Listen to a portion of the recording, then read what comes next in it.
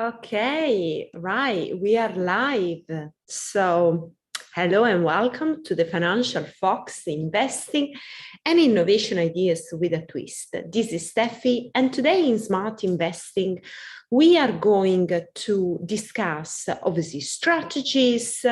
We are going to analyze the tools that Clem Chambers uses to make his own investment decision, to pick his own stocks. So it's going to be pretty interesting. I'm waiting for Zak Mir to join and for Clem as well. So get ready. One thing, if you want to ask any question, you should register with our Zoom webinar. Jump in, raise your hand, and ask any question that you want to. It's a great opportunity for all investors to actually being able to ask a question to expert. And this is very important because not many times we have the opportunity to actually ask those questions. Most of the time, investors, they just jump on the bandwagon of something they think is cool. And I know that very well. And then maybe because they don't know enough the sector or the company, they get burned, they lose lots of money. And that's the worst things that you can do. First of all, you need to invest in something that you understand, stick to that. And on the top of that, you need to do research. You need to know everything inside out of the company, because that's really the way that you are not going to be losing money, or at least there is always the risk, because investment is a risk, but it is basically a way for you to minimize your risk and gain more confidence in the company, in the business, in the people as well that you are investing and you are giving your money to, because this is all the point. It is about giving the money to somebody to triple, double, do something better with your savings. So you have to be very careful.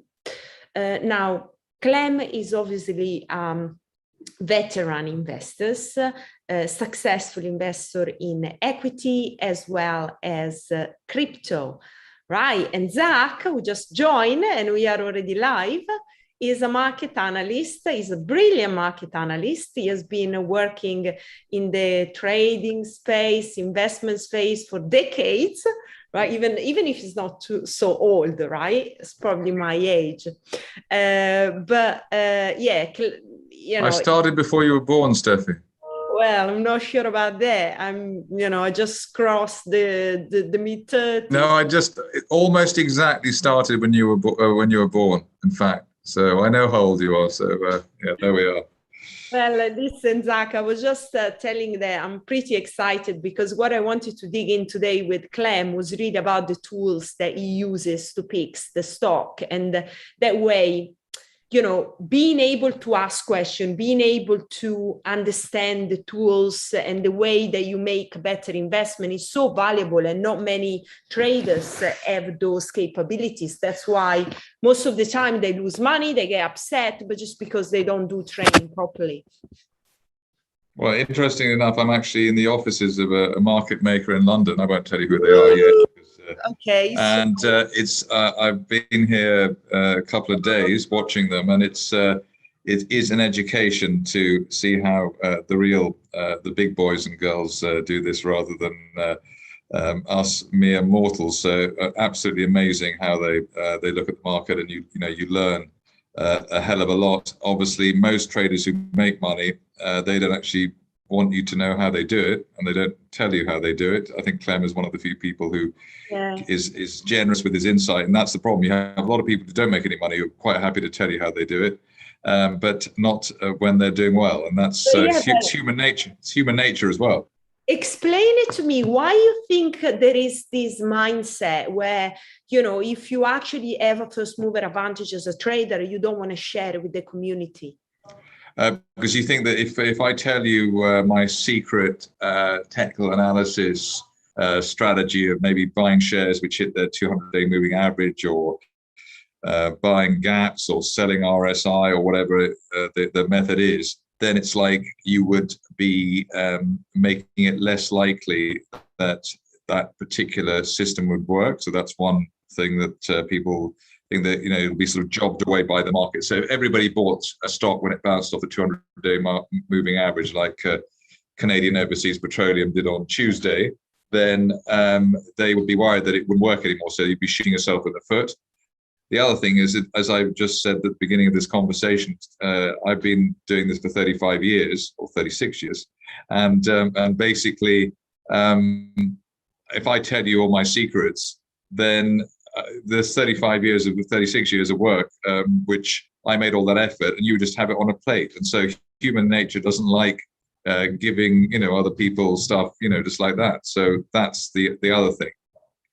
Yeah, but in a way, I mean, if you are telling me, oh, Steph, you should look, I don't know, Canadian Overseas, for example, maybe not now, but then we will be benefiting you as well, because you are already investing in it in case you are investing. So in a way, there is a network effect that if you can gather following, then your position, it could benefit from that. Oh, yeah, no, well, you see that on Twitter all the time. What people do there, people will... they'll buy some stock and obviously try and wrap it up and get everybody into it. If it's going well, then they will hope to try and get more people in so they can get a better price. Or if the position is against them and they'll sort of say, oh, it's a bargain now, you should get in and it's great and stuff like that, all of which I think is awful. But it's just a matter of, if I do have a method of trading successfully or investing successfully, it's unlikely that I would, or most people don't do that. It's interesting that somebody like Warren Buffett, obviously, you do know what most of his positions are, and because he's a fund manager, you get all the info on that. But it does come down to that final thing about human nature, that even if you published tomorrow's share prices on the front of the FT today, most people would still lose money. They wouldn't make money. They don't know how to use information, how to interpret it, and that's what's interesting about. That's why I asked about it last week. I said, Clem, what do you look at? What are the tools of your trade? And that is one thing. And maybe looking at ADVFN is one way of doing it, but it's actually when you see the data, how you interpret it, and then finally whether you have the sort of desire or the strength to act on a trigger. I say I buy on the 200-day moving average, but then you look at it and you think, oh, Canadian Overseas, I'm not sure about it. I think it's looking a bit funny at the moment, and you don't do it.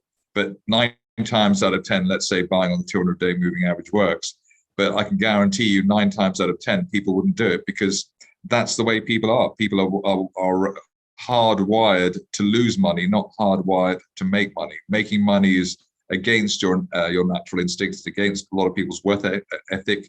It's psychologically very difficult to buy when everybody's selling and to sell when everyone's buying, which is the way of making money. You're buying when everybody's selling is the way of making money. Not buy when, if you buy when everybody else is buying, you'll lose money.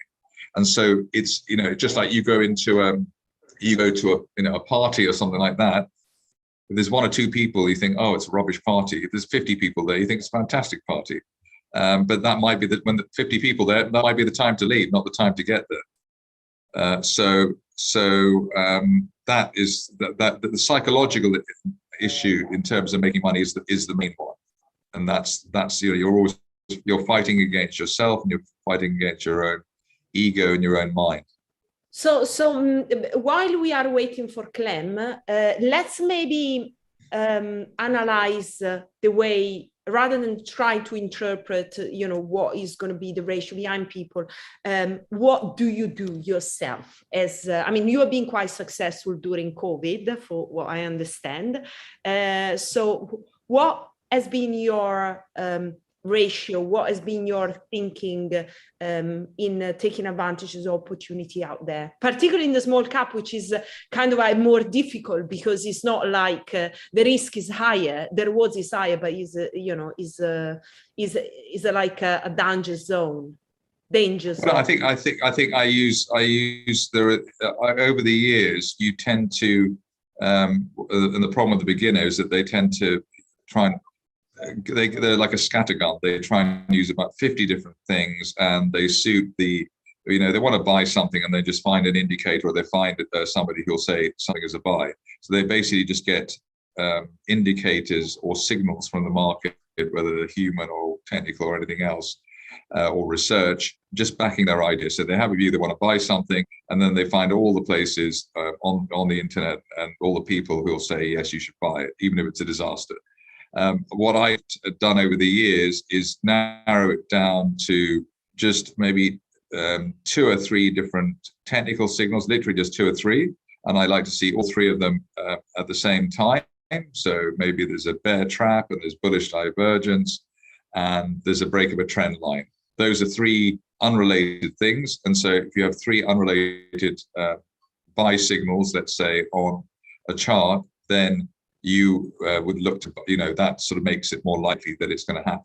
So, with Tiziana last week, there was, there were 3. It was a bear trap. It closed above the gap. It broke a trend line. Blah blah blah. That's one thing. The other thing is that last week, Tiziana was at its lows of the year. People hated it. You could see that people really didn't like the stock. They'd said they're going to the NASDAQ and nobody cared. The shares have done 20p from when they said they were going to join the NASDAQ. It was really hated like a disease. So that the hate or the when somebody doesn't, when people hate a market or they don't like a market or they're apathetic, that's a very, very good time to go into a market, because it means basically there are no sellers left. When there are no sellers left, nobody's interested in going short anymore. They're not interested in looking at the stock. It means there's a great opportunity. And that's the same with, maybe Bitcoin at $30,000 when it just people said like, that's it, it's all over. Or Ripple. I think Ripple was the real, that was completely destroyed. I think it was last year when it was going to be closed down and stuff like that. People were saying absolutely, it's a complete disaster, it's over. And obviously that was a great time. I can't remember when it went to 50 cents or 40 cents or less than that. I can't remember what it went to, but then it tripled obviously after that. So that's an example. The psychological thing of unloved or hated or apathetic is incredible. With Eurasia mining, which a lot of people will know as well, just even last week, that the shares were at 14p, 15p. Nobody was interested. I spoke to a lot of people in the city, and they just said no. Just we liked it before, but we don't like it anymore, etc., etc. Real apathy there, and that's amazing. If you can find a stock where people just say, "Oh, just don't talk to me about it," that's the time to buy. That's okay. So there's a psychological. It's really. Okay, so I'm going to stop you here. So that means that, right, if you find, you go to a broker or you talk to the city people and they say, oh, no, that's no, we don't put money in it. No, because, so that might be the one to bet on. When they're aggressively, it's like saying, can you just give me £100? Just going up to someone, can you just give me £100? I want to go, get drunk. It's that kind of reaction. It's like, what do you mean? Well, why should I give you £100? It's like, who are you? That kind of thing. I'm just really, really, but it's interesting. It's something that I've sort of seen, I'll say from my social life, but it is something that there are people that they just there are people that and they said, oh, no, don't talk to him, don't talk to them, don't do any business with them, don't do it. That kind of situation. When you get that with the stock, Eurasia and Tiziana literally, and they were former stock market darlings, and yesterday Eurasia was up 30%. On Tuesday, I said the chart looks very good because there's been a key reversal off the low. It bounced off the January low. The January low was obviously the low of the year, and I felt when I was doing it, I thought, oh God, I'm saying this is not going to end well. It's going to be like 7p tomorrow. It's going to like half. But I went for it. I just went against the unpopularity, and that was, when 99 people out of 100 said, look, I'm not touching it. And they would say, I'm not touching it. Even if it doubles, I'm not touching it. You have that kind of stock, that kind of situation. Yeah, there are quite a few. Yeah. And so those are very, very good. So the psychological thing is a great, it's not so easy to quantify, but there are stocks like that. There was, I think it was Oil yesterday, that was or the day before yesterday, there was a seller in the market, he was out, so the shares went up 50%. And that's an example where somebody just, in fact it wasn't the low, it was probably good that they went up. The shares actually did rally because you got rid of a major seller, we get rid of you get rid of the sellers or seller, then obviously there's nobody left to sell, so the shares are going to go up. So you have that kind of dynamic, but the psychological one is a fun one, and I think it is something that, like Tesla's had it. You get it in stocks, which they say, all right, that's it, the bubble's burst, it's all over, ha ha ha. Same with Bitcoin, same with the cryptos. They've all had that time when people say, I told you so, and I'm never going back to it. And that's the time you should be looking at those situations. I mean, sometimes they just keep going down and it's all over, but normally it's actually a very good opportunity, and it's something to watch out for. So in a small cap space, and also with social media now, you have a situation where you can get that kind of dynamic, that psychological dynamic, which I'm sure people watching this will recognize.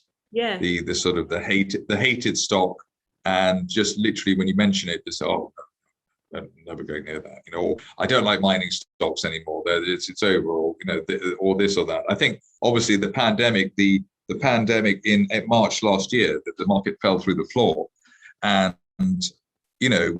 we didn't know. We would have, by now we could all been dead. I mean, we don't know. But a lot of people were buying that dip. I mean, that was the biggest opportunity in the last since 2008, when you were obviously very young, and that was but it's that mindset. I'm going to buy the market when the FTSE was at 5,000. I'm going to buy the FTSE at 5,000 because I believe we're not all going to die, and this is, everybody else is panicking out. When everybody else is panicking out, that's time to look at it.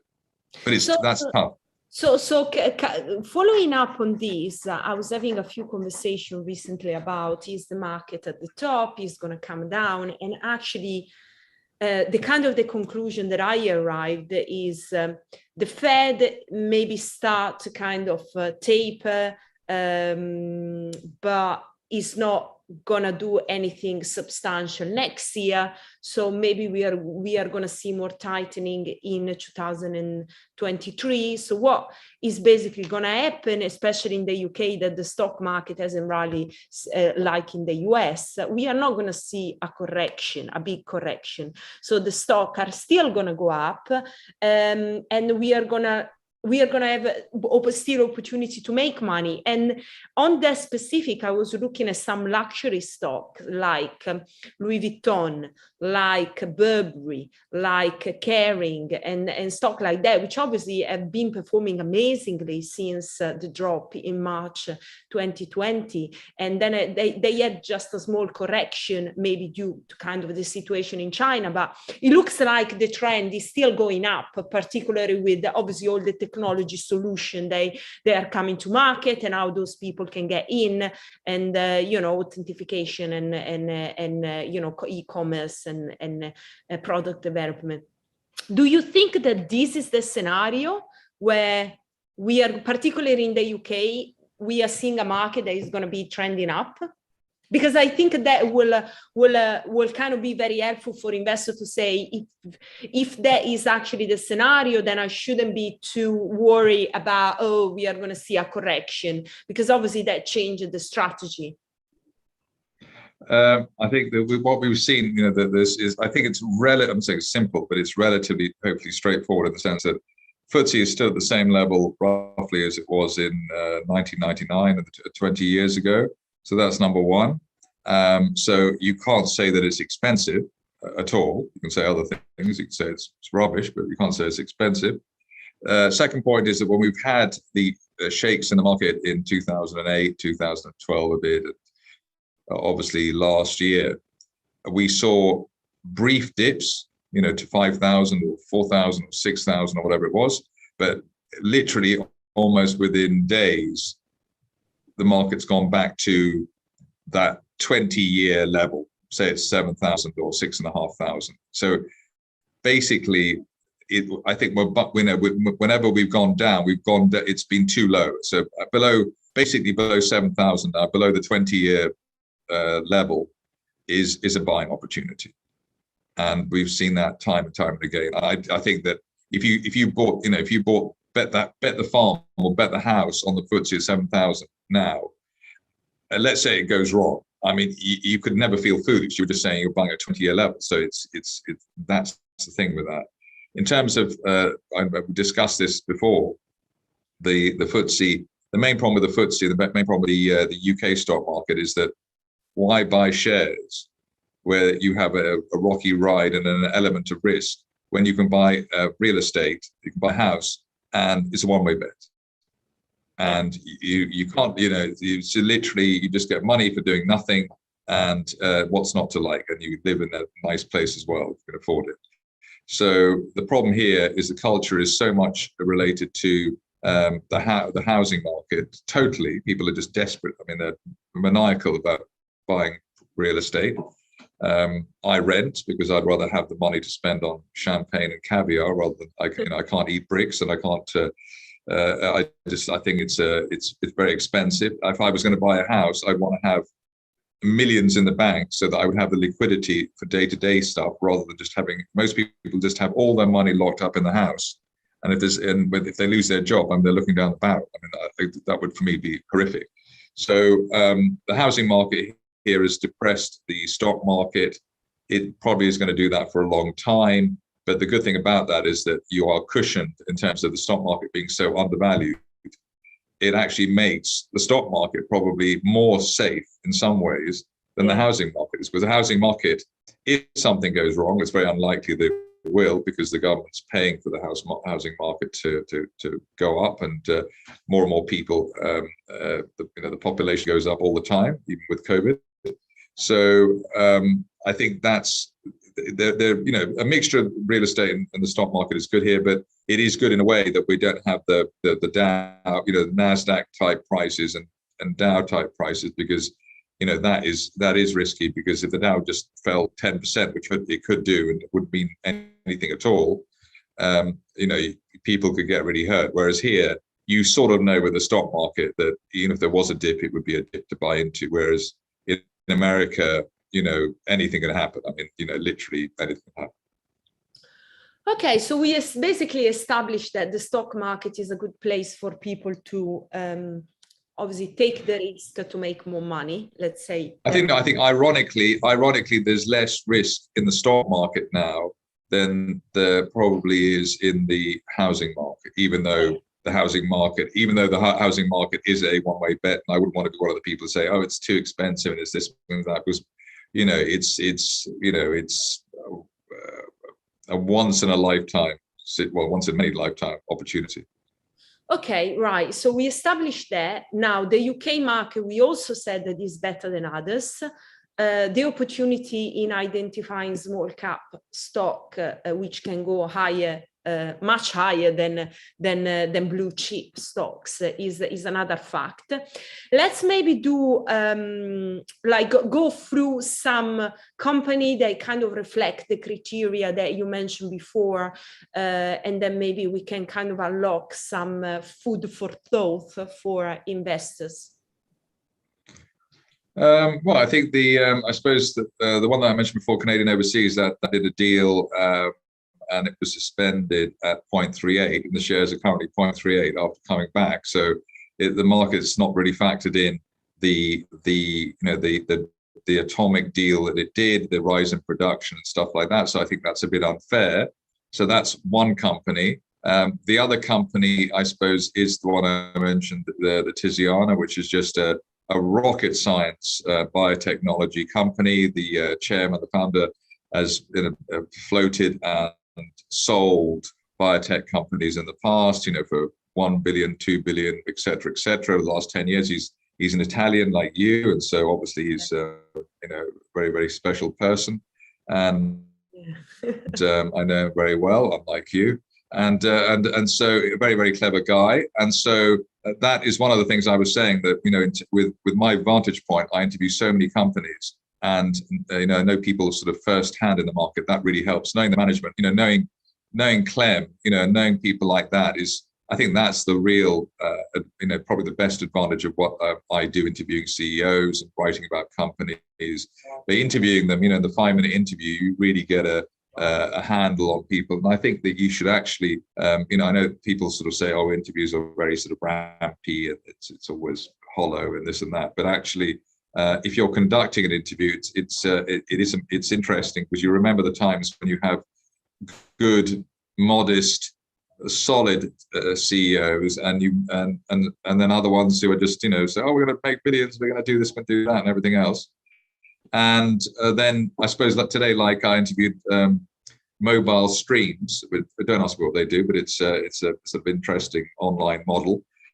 And it was a company that I initially thought, oh, this is just sort of, jam tomorrow and, blue sky and everything else. But actually, it's looking really good.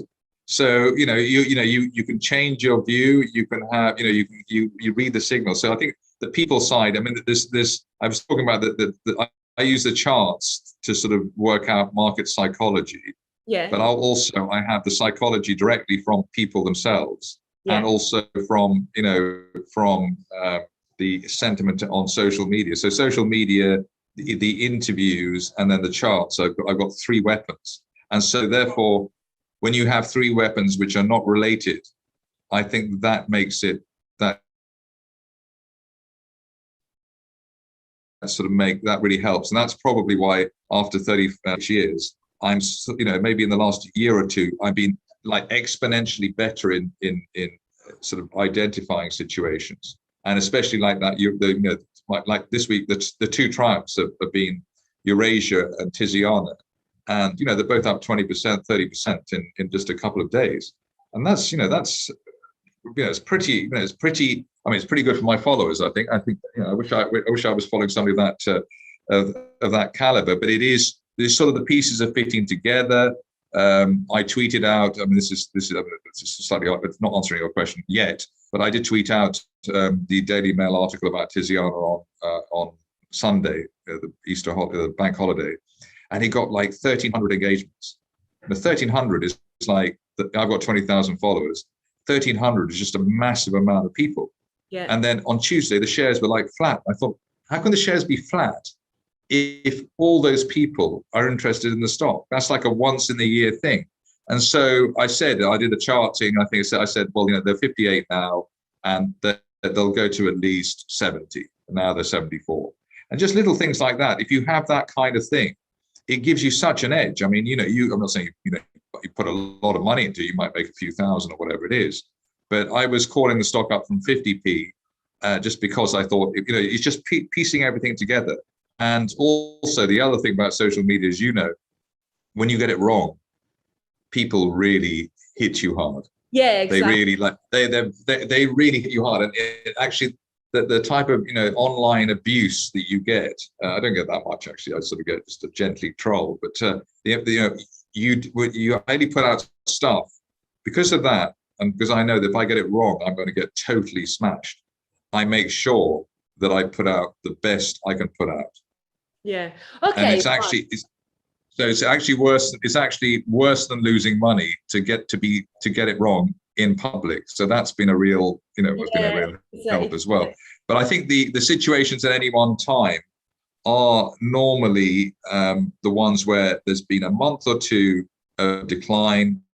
The sentiment's gone really low, and then you wait for some news or some trigger to come back in the stock. Okay, right. I'm gonna do an interrogation. I'm just gonna ask you some question. You just quickly reply and tell me what you think. So let's start with the unloved oil and gas space. Tell me 3 stocks that you think they still could have a good run, and they've got solid people, solid assets. So just quick answer, because I'm going to ask you quite a few questions. I think the one that come. Oh, there's oil and gas. The oil and gas is just Canadian overseas. I mean, that's simple. That's very simple. Okay, fine. Canadian overseas is the oil and gas pick for Zak. Now, yeah. Gold. Lots of people thinking gold is going to rise up now. We take off the table, the gold bullion, the blue chips and stuff like that. Let's look at the lower end, the smaller end of the market, and which are the stock that you think can triple? The one that can triple. One that I think can triple is the one which is unloved and probably unheard of as well, and that's Charit Gold. That's CGH. It's right near the lows, 20p, 21p, 22p. It's not a small company. It's like 150 million market cap. Major shareholder is, I think, a Swedish billionaire, and it's a producing gold company, but it's in sort of Kyrgyzstan and Azerbaijan and those sorts of places. So it's just unloved right across the board. I can't see any downside. You've got the big shareholder in there who's not in there to lose money. Unloved, unheard of. It's like what's that? It's that kind of company. That's my answer. I think that's a sort of off the cuff, easy one in terms of it's got the same feeling as Tiziana and Eurasia had last week. So okay. That's the gold one. For healthcare, do you have Tiziana? Do you have anybody else? Yes. The one which is, I think, good is Poolbeg Pharma, which is the spin-off from Open Orphan Infectious Diseases. Obviously a wonderful area. It's a booming area at the moment, apparently. And so Poolbeg exploded at 10p. I think it's just at 12, 13p now. And, it's just, I think, a really, well, anything under the Open Orphan sort of family was great. And a spin-off from Open Orphan is going to be great. Open Orphan went from 4p to 40p. And it's like from the people who brought you this film or that film. It's that kind of thing. So Poolbeg, I think, looking very good. Really nice CEO. I've interviewed him, and he seems to be a really solid guy. Nice guy as well. And so Poolbeg would be my sort of pharma recommendation. Okay, so POLB. Sorry? POLB is the ticker code. Fantastic. Lots of mining companies are claiming this connection with electric vehicles. Which are the ones that people should follow, or the one that you like most? Electric vehicles. No, I don't know anything. I don't know anything other than Tesla on that. You'll have to remind me of the other ones. So I mean, otherwise, Pensana, which was floated on the London Stock Exchange by our friends. Paul Attlee has been doing quite well. That's one that comes. He's your friend. He's your friend. I say your friend, our friend. I'd like him to be my friend, but I hasn't. You should put him in touch. I miss him.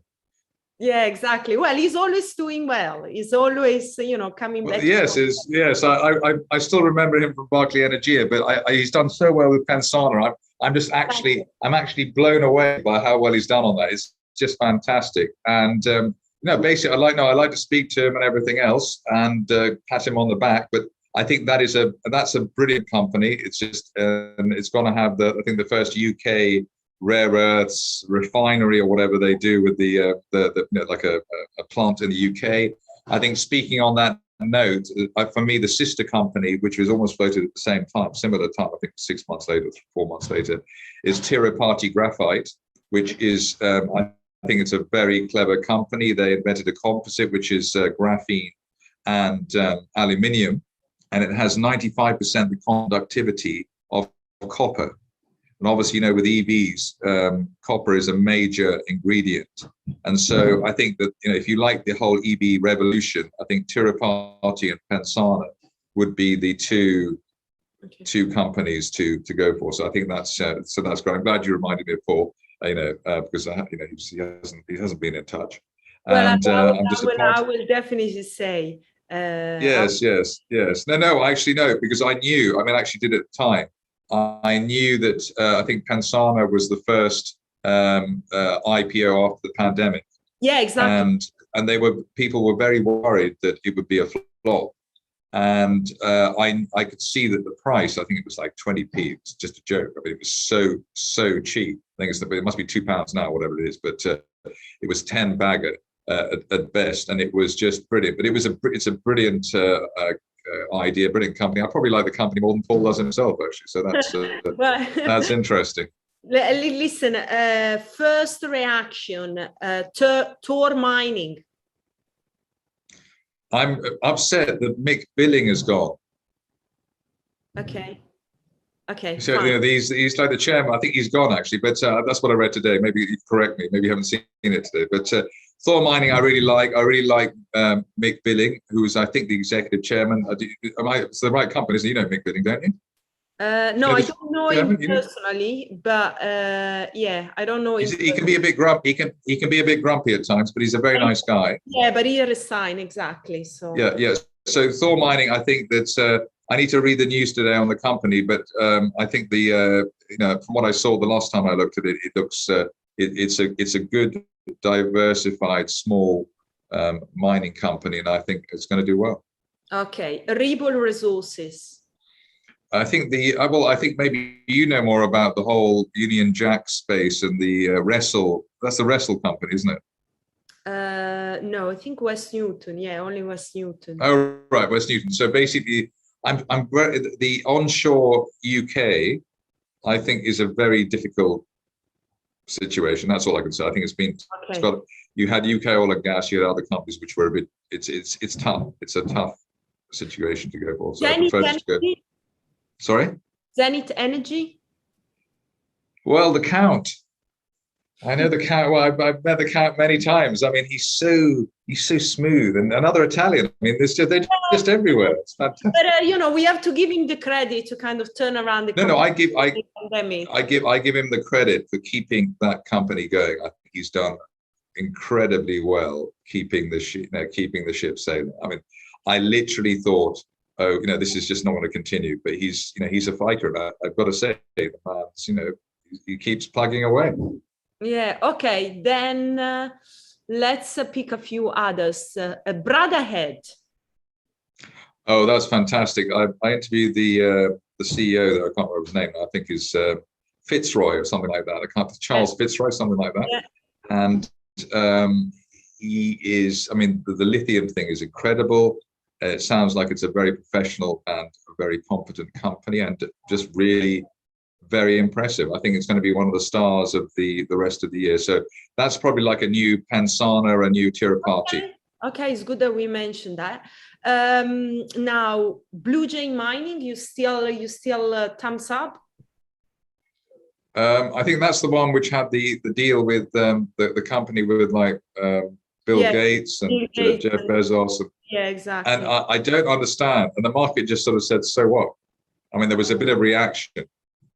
But I think that's going to be incredible. The Greenland thing is incredible. I think Greenland is going to be absolutely incredible. I think it's one of the few sort of like new areas of virgin territory and everything else. I think it's going to be fantastic. Okay. Any other hidden or not well-known companies that maybe people could have a look? I have got one which actually is not really well known. It's called Schaefer Gems. Hasn't done so much so far, but it's very interesting gemstone company in Israel. So have you talked to them? No, probably the only people I haven't talked to, actually, I have to say. Yeah, but they haven't been just doing much over there, obviously, considering the pandemic and everything. They are also in that kind of space where it's not so easy. But they are definitely not so well known as the other one that we spoke to. Or at least they don't make so much noise. That's also an important thing. Don't make so much noise. That's maybe. Yeah, I mean, I think I have said. I mean, I've read that there's a company called Kistos, which is an oil and gas company with a very good management, great pedigree. They were floated at £1, about £2.60. They were floated at £1 at the beginning of the year. So, done really well. I think they were Rockrose Resources before, Rockrose Energy before. And I saw on the bulletin board, and they said, oh, well, at least, Kistos is a company where they don't do these rampy promotional, interviews. They just get on with the job. And so it sort of got me thinking that, it's a very hard balance between, just doing the interviews and sort of getting involved in that promotional trail, or just getting on with the job. And it's they sort of don't do it because they're sort of saying, oh, we're so brilliant, we don't need to speak, we just let our record do us do it ourselves. And it sort of makes you think that in a way, well, you might as well be why you're a public company, you might as well just be a private company, in that sort of way.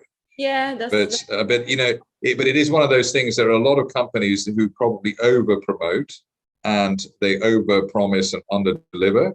Yeah. And then there's a few, and maybe the sort of the fund managers actually go for the companies which you sort of say, you see Mark Slater, or you see Premier Mighton, or you see this or that, and they've got like 5% in Future Group. It's like, what's that? And it's up 300%, and nobody's ever heard of it. Yeah, That sort of thing. So yeah, I think there is a lesson to learn in terms of for companies, small cap companies. Well, if you're not good at promoting, well, don't promote. That's another bit, because you're probably making it worse. It's probably better if you just unless you're good at promoting, don't do it. Yeah, and also it's kind of like there is a but it's just like, make sure your RNSs are well written and they're very understated and everything else, but don't do a sort of like a cheesy webinar or this or that just for the sake of it. Don't, or even the social media. It's a matter of if you know how the market perceives you and it perceives you well, don't try and change it. Don't try and do stuff just because everybody else is doing it. So that's that is something. On the Aquis market, we didn't mention any companies there. Is there anything on your radar? Because it's kind of like an unloved market, but it is evolving, because the Aquis exchange is not as actually people think it is. It's quite innovative. It's got quite interesting stock.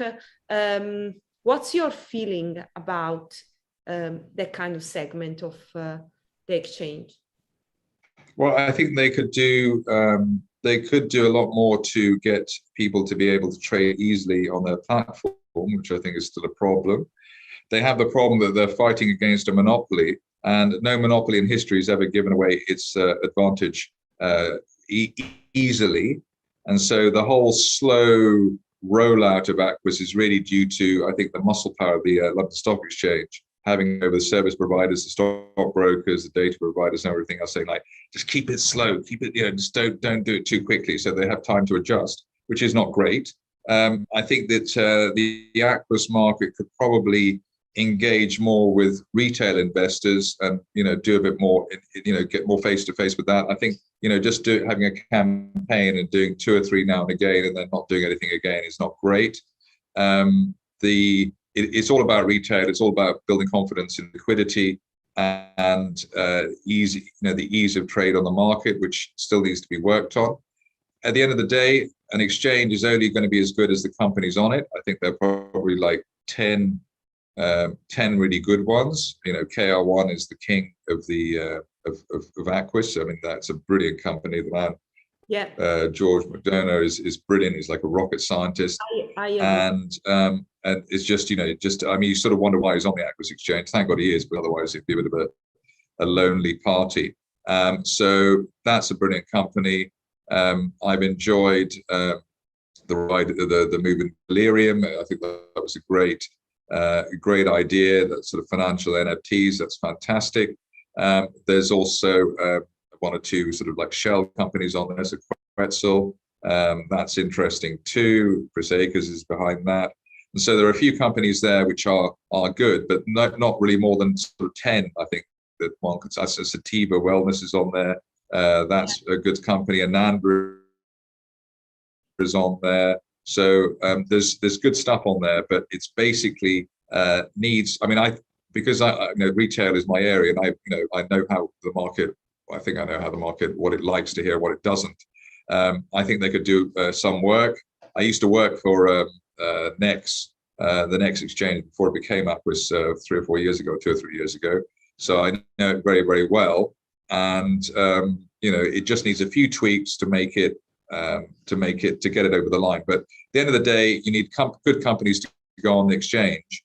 And it looks as though the way that AIM and the main market are changing. They don't really want companies less than 50 million on there. Yeah. So a lot of companies, a lot of new companies will have to go to Aquis anyway, and that's probably going to make it a much better place. Probably because it is an opportunity for business, and also I mean, the bigger cannabis kind of trend started on Aquis as well. So there is really a space for innovation on the Aquis. That's the way I see it. All right. So we didn't manage to get Clem on. He probably got stuck in some kind of meeting, but I think it was good, to kind of do this walk through everything with you. And I've never talked so much in my life, and I've certainly never talked to you so much in my life. So that's 2 bonuses in one day. I mean, what can be better than that? Exactly. Maybe we never talk so much privately as we do publicly. I mean, this is incredible, really. So hopefully next week we can have another date with danger.